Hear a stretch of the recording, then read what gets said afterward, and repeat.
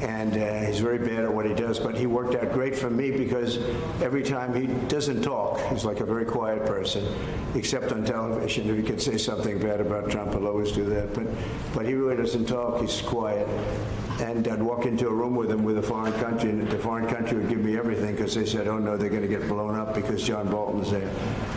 He's not a smart guy, but he could be a very unpatriotic guy. I mean, we're going to find out. I know nothing about it. I just saw it this morning. They did a raid.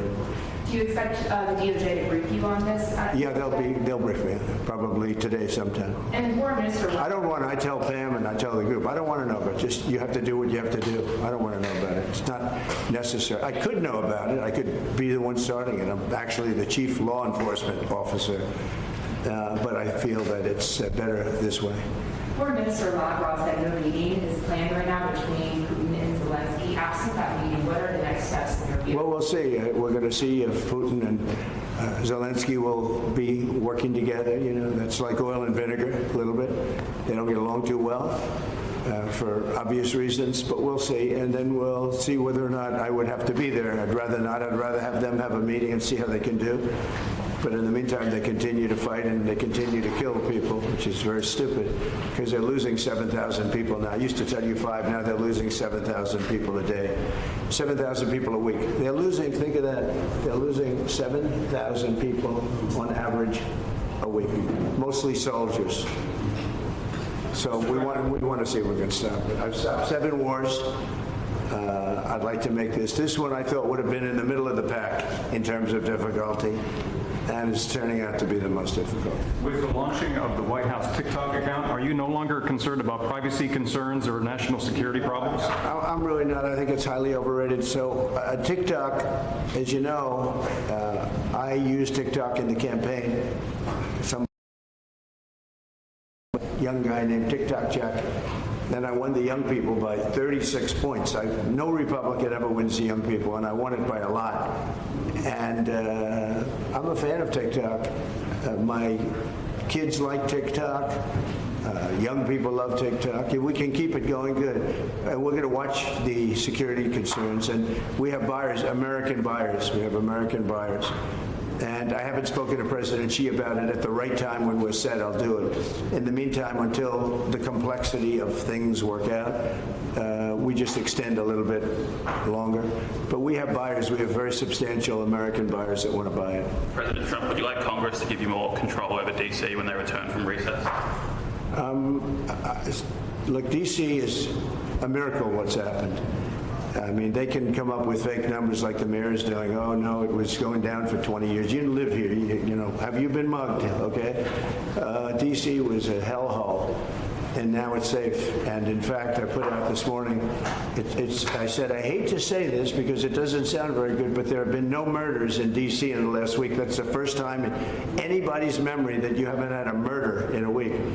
And I think the mayor has to get on the ball because we have a situation, and she's a nice woman, but I'll tell you what, she's got to get on the ball. We have, I don't want to see phony numbers.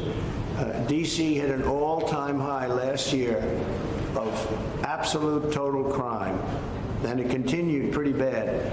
And then we put some strength into it, got the numbers down a little bit, but we brought in the D.C. National Guard, and we coupled them with the police, and it has been amazing. I have friends that live here, people that work in the White House, but I have friends that live here. They're all going out to dinner now.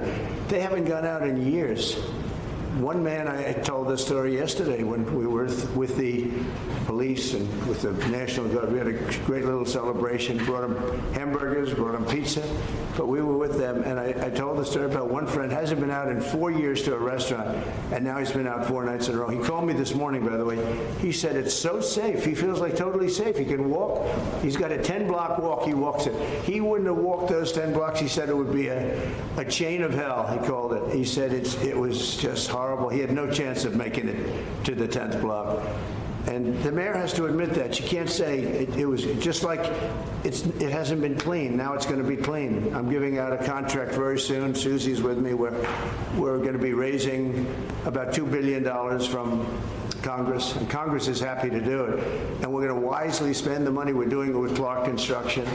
We're going to head out right from the Capitol and the White House, and if you look at a circle and go about 3 miles out, it's going to be beautiful. All those light poles, you see the poles, they're rusting, and they got different lenses on top, if you look. I mean, just looking at so many different problems. And we're going to have this place beautified within a period of 12 months. The streets are going to be retopped, not ripped up and rebuilt, and they're no good after they rebuild them because they start settling. We're going to take off the asphalt and put beautiful, well-done asphalt. You know, if you have a good asphalt worker, it's the greatest thing you can have, but there aren't too many of them. But I know all the good contractors. So this place will be beautified within a period of months. So it'll be safe and beautified. And then the big question is, how long do we stay? Because if we stay, we want to make sure it doesn't come back. So we have to take care of these criminals and get them out of here. We've collected hundreds of career criminals. These are career criminals. You're not going to teach them to be nice. These are probably born that way. I don't know. But they're career criminals. They're very, very dangerous people. They would love to be with you for a little while and slap you around. But I put my money on this guy. He'd take them. Right? He'd take them down so quickly. He's saying, I don't want any part of it. No, people don't want to be that. And we have over 1,000 arrests. We're taking career criminals off the streets.